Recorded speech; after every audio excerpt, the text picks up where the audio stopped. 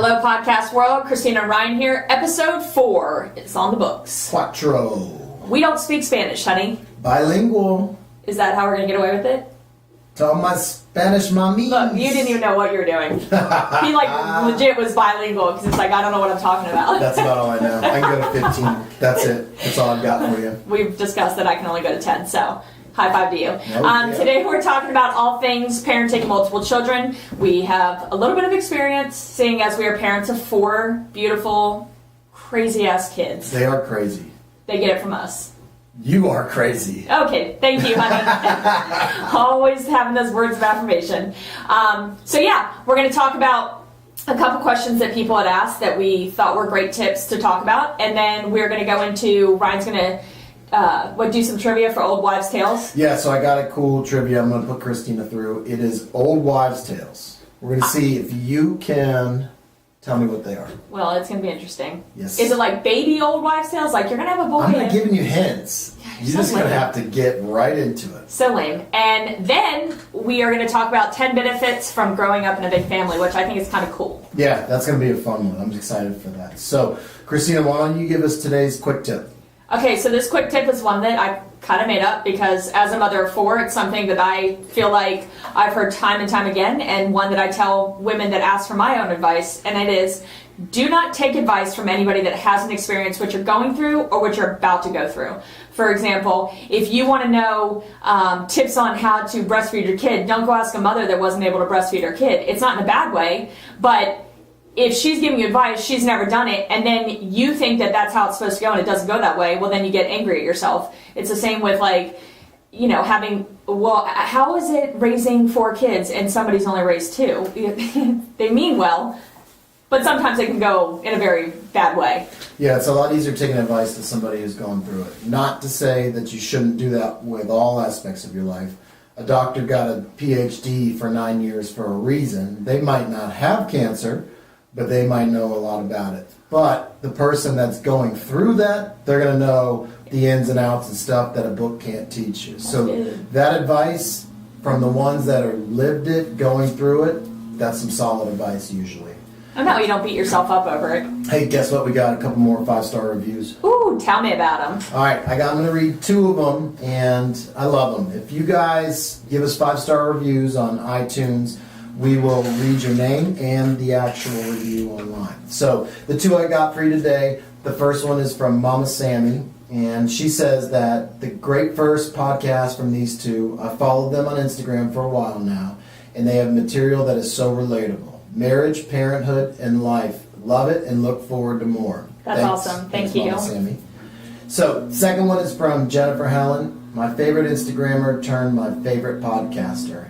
Are those words? Question mark. So fun, so funny, and so real. So Jennifer Helen, we thank you. Appreciate the 5-star reviews. Guys, go to iTunes, download the podcast, and give us a good review. We appreciate every comment, every message that you're sending us, every review that you're giving, and for you guys taking the time out of your lives to listen or to watch us on YouTube. It means the world to us, and I truly don't think there's enough words for us to say thank you for it. No, there's not. And we love to interact. If yes, you actually do. go to our Facebook page, you'll see, I was checking this out, our response time to people that have sent us messages is 3 minutes. Well, that's honestly, it's just we run our phone too much. Either that means we have no life, or we truly love you. So yeah, it's probably so you pick. It's a mixture of both.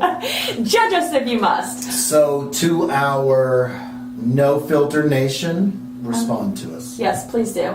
I did want to give a shout out to our sponsor today. If you guys follow me on social media, you know that I love this brand, but it's Britax.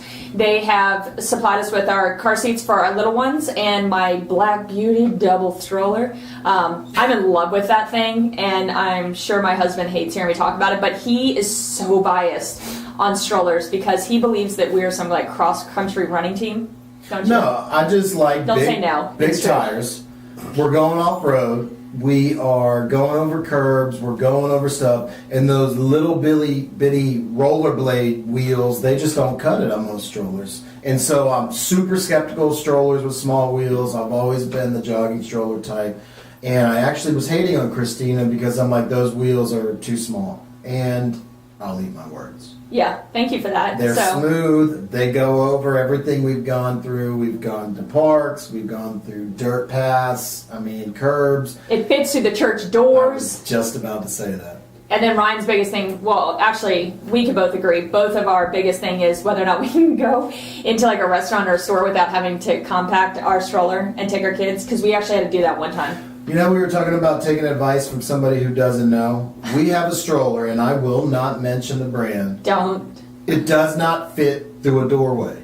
Like, what dumbass made a stroller that doesn't fit through a doorway? Again, we won't mention that stroller, but if you direct message me. That do not have multiple kids. Well, Johnny, let's get the specs on this stroller. This looks good. Do you have kids? No. Do you? No. Let's just wing it. Freaking kidding me? Like, I want to get through a damn doorway. All right, I digress. So anyways, we have a huge shout out to Britax, and we thank you for making a stroller that doesn't make us look like a traveling circus when we had to unload the kids, pack it all up to put it through a doorway to go eat dinner. Well, it's obvious they have kids. Yes. That's my clap. High five to you. Yes, thank you so much. Right. So, what are we talking about first today, Ryan? Let's talk about number of kids. I think that has been the biggest, question that we've gotten on social media is transition of kids. 1 to 0, 1 to 2, 2 to 3, 3 to 4, 4 to insane. That's good. Anything past 3 is insane. Yeah. So why don't we jump in? Let's talk about that 0 to 1 transition. I'm going to start it off because I think obviously a lot of people want to know about the transition from 1 to 2, and we're going to jump into that because it's the biggest one. But I think sometimes people forget that.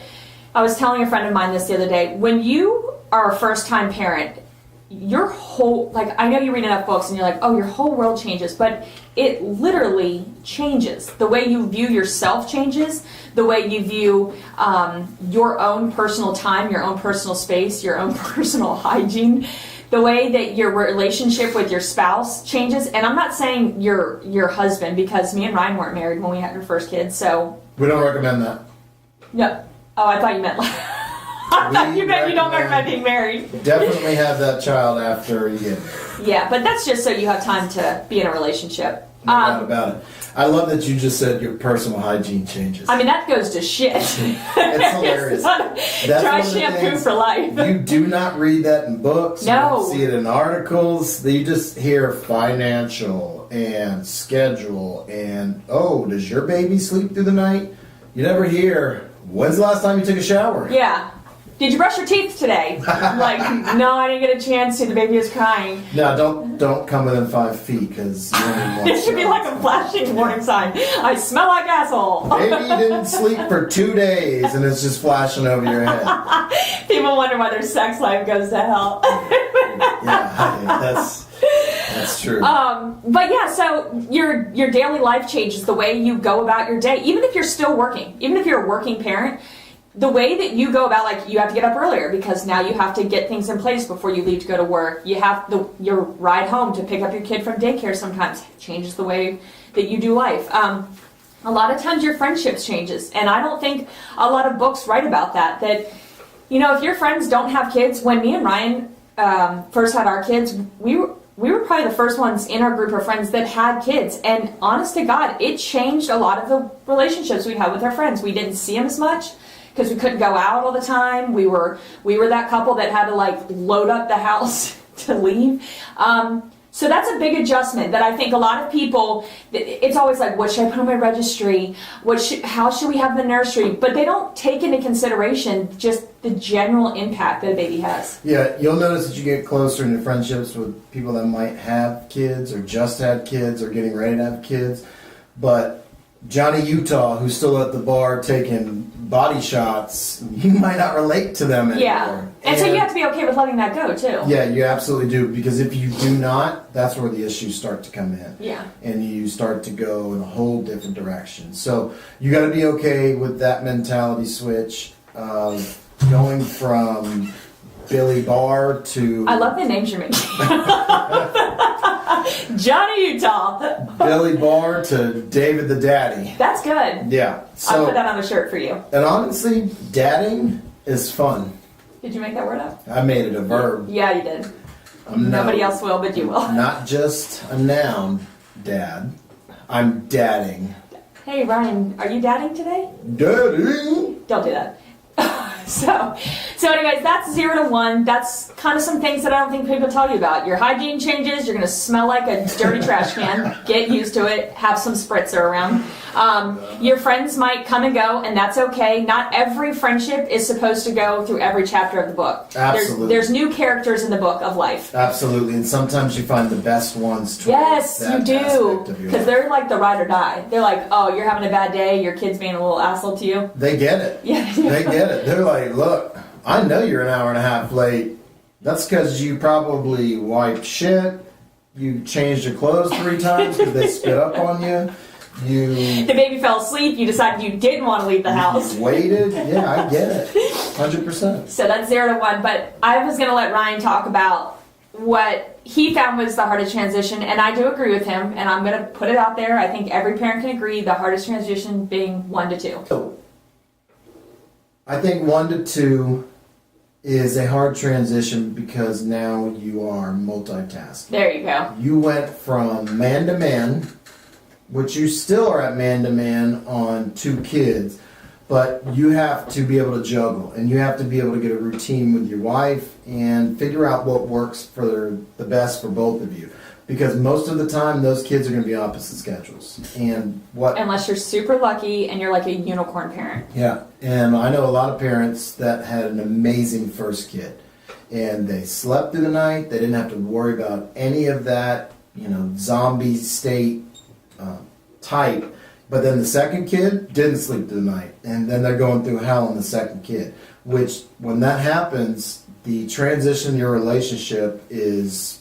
There's a huge space. There's a huge void. Somebody's tired. Somebody's working, and it's tough. It's tough from that 1 to 2 transition. I think 1 to 2 also is, especially women, it's not that men don't take care of the kids. Men are usually out working, and that's not some like, oh, I can't believe you just said that, because look, I'm totally not that chick to agree with it. But truth is, moms are usually the ones that are home, and even if the moms are the one working, they're usually the ones that are packing up the kids, getting them ready for the day. So you figure you're used to 1 kid, right? So if the kid spits up, you change that kid real quick, throw them in the car, you know their schedule, out the door. Now you're working with 2. So usually, if my math is right, you have a toddler and an infant, unless, again, you're going through that real rough stage of having kids that are super close in age. Irish twins. Yeah, don't pound it I'm Irish. we're down to. Well, we're down 2, but Oh my use God, contraception. this guy, seriously, not one podcast can you go. So, my point is, you get one kid ready, right? You're ready to walk out the door. Now your little infant has just puked all over themselves. So you go to change them. The minute you change them, little Timmy's shat in his pants, so he needs to be changed. As soon as you change him, baby's now in need of a bottle. So it's literally like a juggling act. You feel like you're never just resting. That's right. And from 0 to 1, you got you're excited, you are running on adrenaline, holy crap, I got a baby, I'm a mom, I'm a dad, and you figure that out. Everything is trial and error. Well, after the first one, you know what you do well, you know what you don't do well, you get in a routine. It's the routine that gets you. It gets all thrown out the window. And then you stress when everything is completely different. And the thing is, you just got to take a break and say, okay, like, it's like when you're I would relate it to being in a game, right? Not every football game, every soccer game, every baseball game is like, okay, coach said it's going to go like this. Well, if you went out into a ball field thinking that, every play was going to be the way that you practice it in the books, you'd be a shit out of luck. And it's the same with parenting. Like, listen, your kid may be dressed, prep yourself for the worst. If you prepped yourself for the worst, I know that sounds bad, you'd have a great friggin' day because... All right, so let's stick with the sports. And when you got 2, for my basketball people, or even soccer, you're playing man-to-man, 2-on-2. Yeah. when you go from 2 to 3, it's a whole- zone defense. You're just like, oh my God, where's my kids? You're playing zone defense at that point. You have just got to have eyes and figure out where they are. I would say too, the funniest part about going from 2 to 3 is like you can always tell, like say you've never met a parent, right? You've never met the, like say we're out at a water park.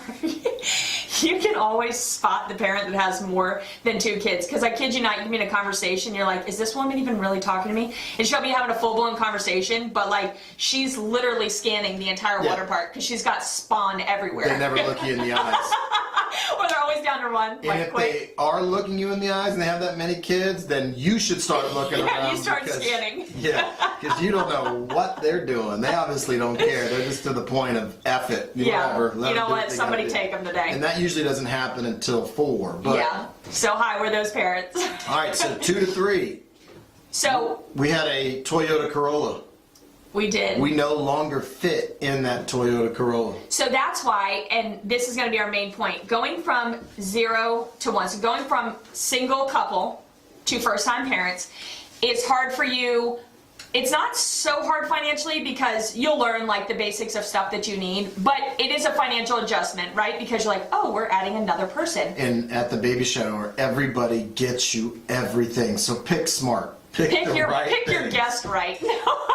Because once that second baby comes, you're buying everything on your own. Yeah, unless like the cutesy stuff. But going, like I was saying, financially, it's a little bit of adjustment because you're learning how to add another person to your family. Going from 1 to 2, you already know, okay, diapers cost this much, formula's gonna cost this much, this is how much a babysitter costs one night. Okay, going from 2 to 3, financially the hardest for your family because Absolutely. yes, you need a bigger car. You are probably going to need to look for a bigger house. Everything I mean, you that, can double up, but when you start having that first kid who starts getting to be a kid, no longer toddler, and you're talking 4, 5, 6, and it's a different gender than what the other 2 are, it's tough. You really want to give them their own space so they can kind of figure out who they are and they don't have to feel like they're left behind and all the attention's going to the young ones. So when it comes to living arrangements, it's tough. And if you can't do it, you make it work. But if you can, you're more than likely looking for a new place to live if you're renting and even if you've already purchased to get more space. which is what we had to do. So yeah, everything is kind of expanding, not just your family, but the car, the house, your lifestyle, your food bills expanding. Like you're now paying for more mouths to feed. So going on the more mouths to feed, how do you get insane enough to have a 4th or more? I always joke that like I'm plugging it back to blogs, but look, that's my job. I blog about it. I write about everything that's on my head. I wrote a blog about. Is it on your head? It's in my head. Oh, there we go. Just curious. Don't you ever call me out like that in front of people. All right, keep going. Sorry. Okay, so I wrote a blog about why we decided to have a 4th kid, and it's funny when I wrote it, I'm like, people are gonna think this is crazy, but then when we explained it to people, they're like, actually, that makes brilliant sense. Our 2 oldest kids, right, are gonna go through school together. When we had Ireland, our 3rd, we realized she was never gonna be in school with her brothers, so she'd be going through school alone. So And we're the crazy like, thing was I wanted the 4th. yeah, this nut job. Yep. It was me. It wasn't even Christina. Most of the time you think maybe not the 4th. Maybe by the 4th, the women are like, absolutely not. There's been enough to pass through that area. I don't need any more.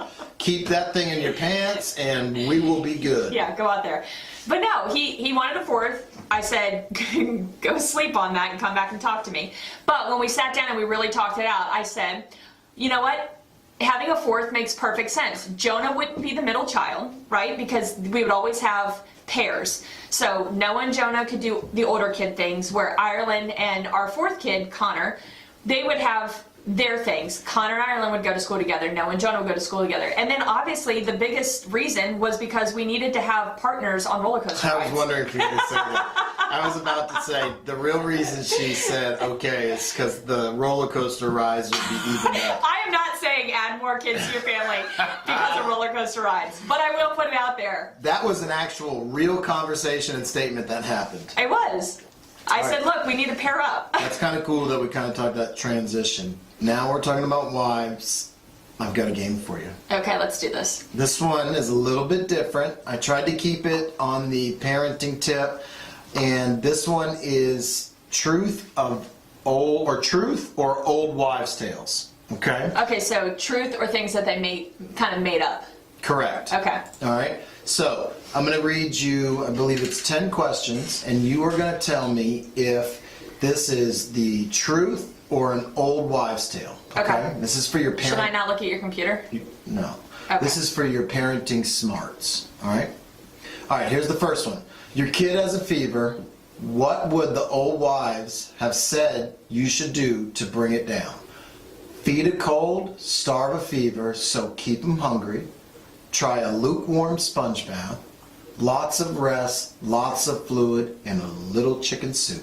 Okay, well, am I telling you the truth? No, you need to pick one. Oh. Well, I would say lukewarm sponge bath. All right. So, you were incorrect. I know, but am I telling you what you should do or what the old wives' tale? I'm so confused. It said, what would the old wives tell you? Okay, was it chicken soup? It was yes, it was. Okay, so here's the next one. Your baby's teething, and as painful as the teeth are for him, the crying is painful for you. What Yes, it was the old wives' approved remedy? Is there Ice brandy? cold washcloths, fresh from the freezer. No. Forget ice, just chew on something room temperature will help him feel better. Dab a little brandy. Dab on a his little nose. brandy. Yes! You are correct. Ding, ding, ding, ding, ding, ding. All right, that was My mom still says that. Like, oh, you got some liquor in the cabinet? Let's No, just Mom, I make him an don't. alcoholic. All right, here we go. What's the biggest myth passed down about the family cat? Oh, boy. Cat hair and dander is good for a baby's immune system. A child who has been scratched can develop cat scratch fever. Oh, wow. A cat will steal a child's breath. Don't leave them alone together. I think it's the last one. Probably is. I hate cats. It's correct. They will steal their souls. I knew it. Ryan hates cats, for anybody that doesn't know that. Like, the boys have even asked, Mom, can we get a cat? And, like, I almost snuck a kitten into the house. They're useless. We feed this mangy cat. I do have a stray cat All right, that I anyways, feed every morning. If you're worried your baby will die in her sleep, the old wives would have told you to take what out of her room? Pillows, plants, or blankets? Blankets.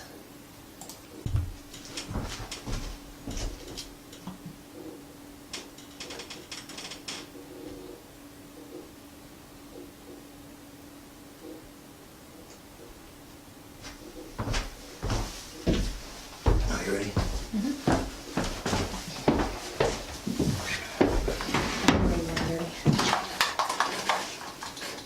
So you have to read quicker. I know.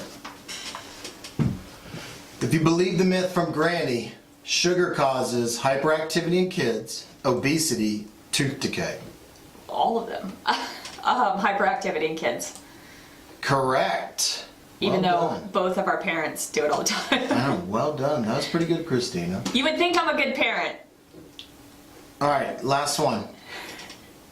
The old wives actually believe that letting your kids drink caffeine will do what? Make them more anxious, stunt their growth, or increase their blood pressure. Make them more anxious. Well, Stunt their growth. You know I was going to say that. I don't know why I didn't. That upsets me. But you did it. I know. Thank you for calling me out. Dum dum dum. All right, that was fun. I'm a good mom. You're an old wife. Did that make you feel good about yourself?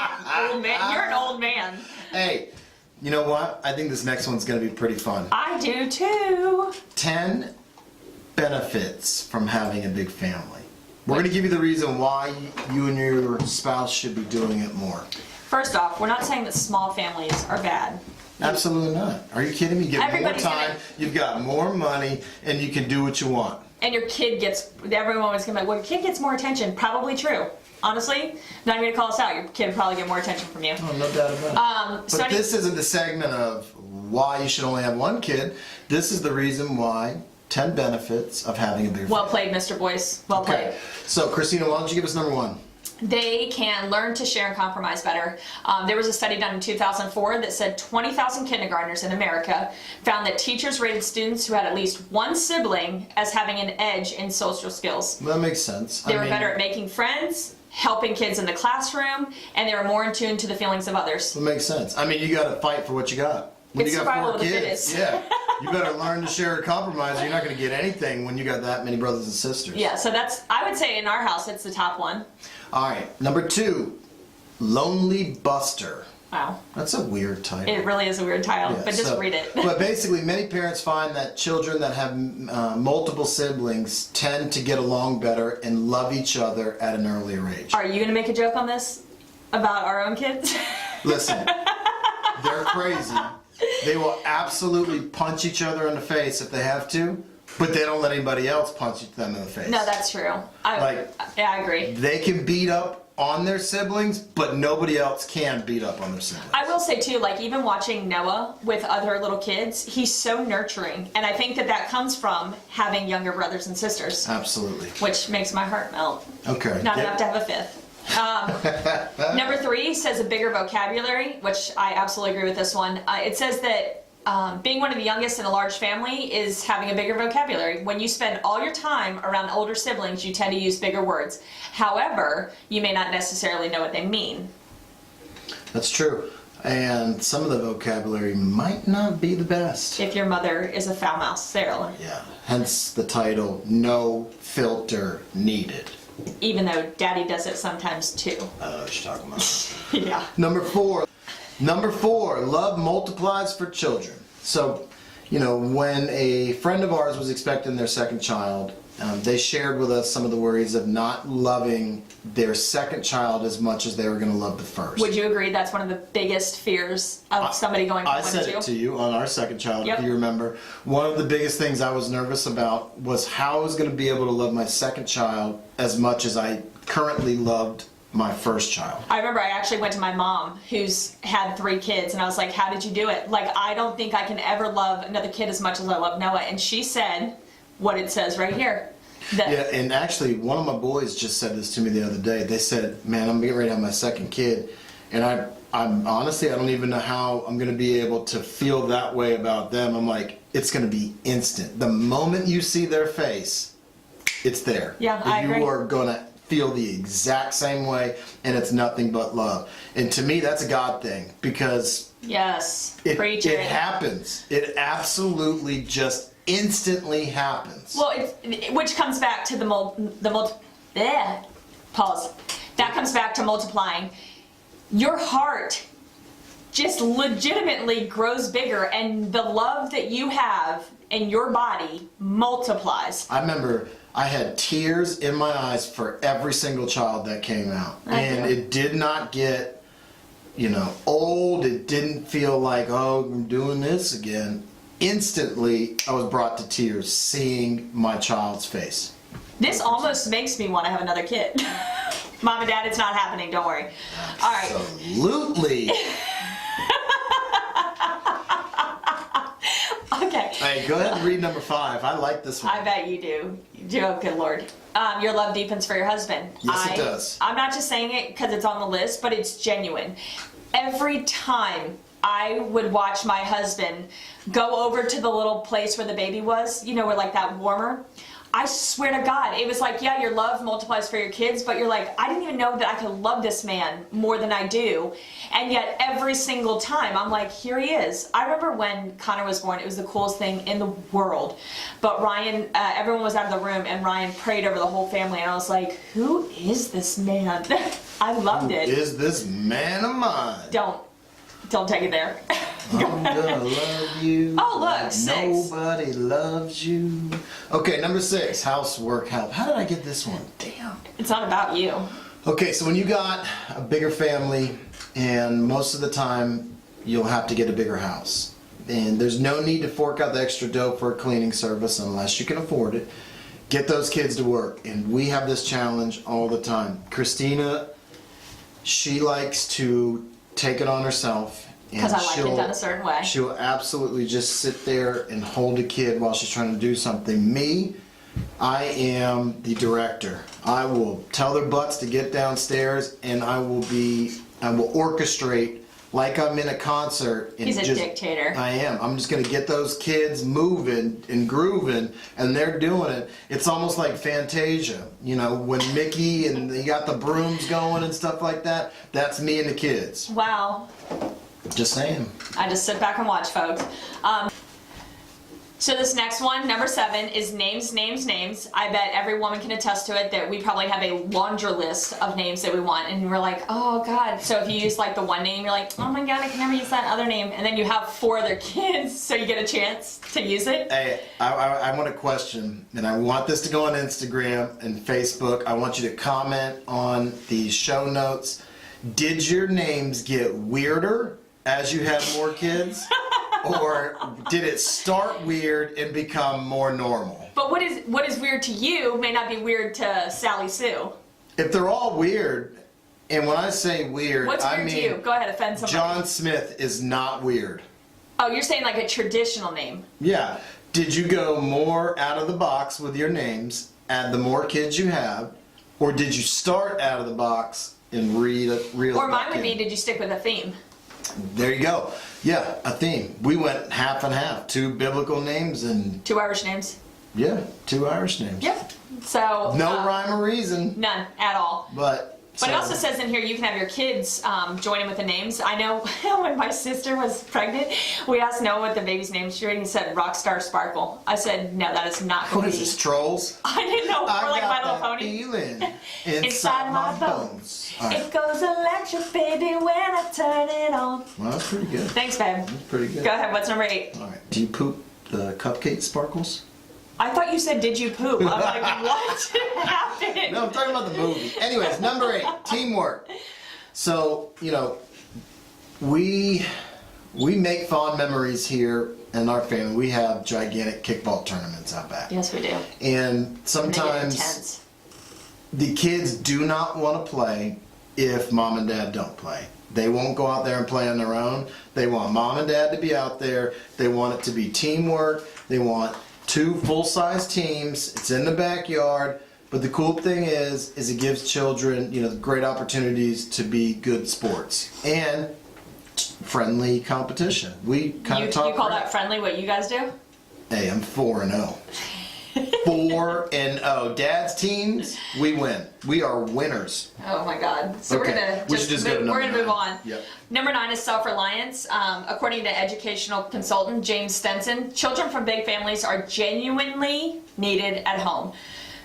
Through chores and handling of responsibilities around the house, they contribute to the family's welfare. They grow in self-knowledge, self-confidence, and self-reliance. And I love that one. Yeah, honestly, it's happening in our house. Slowly, but it's happening. I mean, it truly is, though. And as long as you be the parents that enforce it and don't just give them everything they need, And that can be hard nowadays. it's extremely hard. With Because- technology, phones, yes. tablets, computers. I'm super big on get your butt outside and get moving. You are not getting paid for chores. You are part of this family. You're going to contribute the same way everybody else does and not getting paid for it. Now that you can go above and beyond, and we can talk allowance, that's a whole other subject, but we're going to be outside sweating. We're going to be outside grinding it out. We are going to be a family who does all of this stuff together, because when you become adults, you're going to teach the same thing, because by that time there might be damn robots doing it for us. You say damn robots. You're like waiting for the day that robots... I would love a robot. I know you're weird. What's number 10? Grow to be givers. You know, children from big families understand, again, kind of what we just were talking about, the meaning of responsibility. And if they don't do their duty, someone else suffers. And consequently, development moves into self and others that take root more deeply. And what I mean by that is, if it's a one kid and they don't do something, they take it internally, something's wrong with them, and it's a self thing. With more kids, you're letting your teammates down. So like in baseball, when I'm coaching baseball, one of the things is, if you go out there and you don't give the best effort, You're not just letting yourself down, you're letting your teammates down. And you're not giving your teammates the best possible you that you can be. And it's the same thing with brothers and sisters. If there is family responsibilities and you're not doing your part, you're letting them down, and they don't get to enjoy the things that we all would if you stepped up and did it. I know this is a funny way to look at it, but it's like in our family, when you sit down to dinner, when it says like you're givers and not takers, like when you're in a big family, you realize like, okay, I can only take one piece of bread. Make sure everybody has a piece of bread before I have a second one. You know what I'm saying? That's a good point. You have this overwhelming sense of generosity, and you want to give to others and make sure other people are taken care of, because in your family you need to make sure everybody eats. That's right. And then you go back for seconds. 6 pieces of bread, and let's say there's 7 on there. You don't automatically go for the 7th. You wait to make sure everybody's eating. If somebody looks like they're more hungry than the other, sometimes you don't take it. You let them take it, and you know it. I think too, it's also when you're looking around, like I know when, look, I put it out there, my realness, like I get stressed out when I'm home by myself with all 4 kids. And I've told the older boys before, look, if you help me out by like playing with brother and sister, then mommy's kind of stress level goes down, so I can breathe a little bit more. When I have a better relaxed what's the word I'm looking for? State of mind, then I want to play and have fun with you guys. So it's this, hey, take care of me, take care of you, take care of your sister. Everybody takes care of one another. And that's the joy of a big family. You're just always having somebody that has your back. Guess what happens when mom enforces that? Please tell me. The marriage is better. And let's just say it's a stay-at-home mom, because the majority, that's how it is. Yeah. You know, some stay-at-home dads, you know, I honor you. You know, I want to be you. But majority of the time, it's stay-at-home moms, and they are stressed out of their minds. Yes, and we they are. think they have to take on everything themselves. They have to do it, make it perfect. So they don't ask for help. A lot of people are stubborn, they don't ask for help, and they just take it on. And guess what happens when dad comes home? Yeah, he gets the brunt of it. He gets the brunt of it. And then 2 people don't talk to each other. They don't enjoy the time with each other. Dad feels stressed because he just got done grinding out 15 hours and now has to come home and grind out more. So if the mom makes the kids help, her job gets done quicker.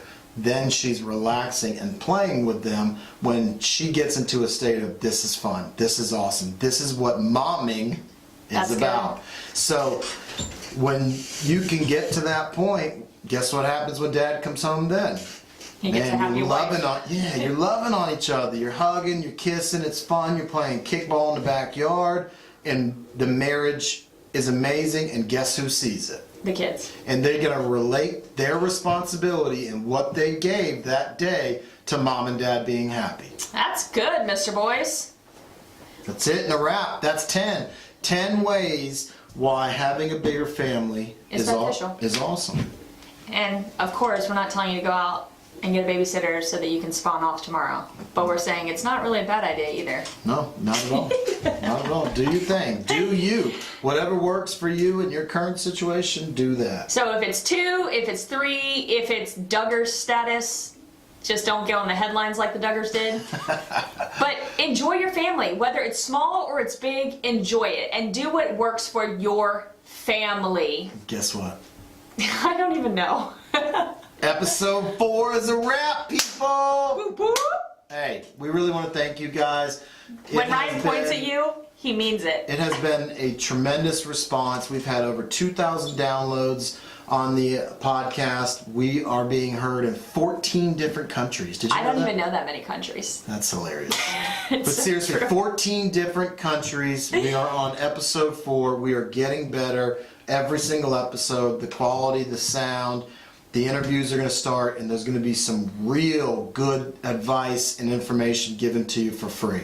And we're excited. I'm excited, and I want to thank everybody that's taken the time to listen, to comment, to share it. It means the world to us. Yeah, I think sometimes not enough people give their gratitude, but I think that's the only way that these kind of things work, is just to say thank you times 100,000 million. Like I had somebody today who is a close friend come to me in church and say, I actually finally listened to all 3 of the episodes, and I loved it. And that actually made my day. That made me feel good about what we're doing.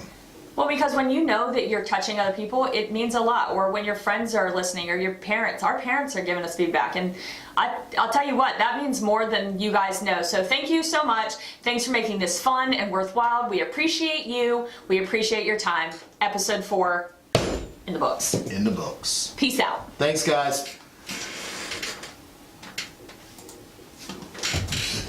Hey, YouTube. We're still here. YouTubers! Do you feel like if we point to you? Hey. Thanks, guys. We appreciate you joining along with us. And finally, put them on salt and vinegar chips. Hey, give us a comment below. Let us know your thoughts. Give us a thumbs up on YouTube. Tell me that salt and vinegar chips are the best chips ever. Some of my favorite notifications to get are those thumbs up and the comment ones on YouTube when they come through. Thank you so much, y'all. Peace!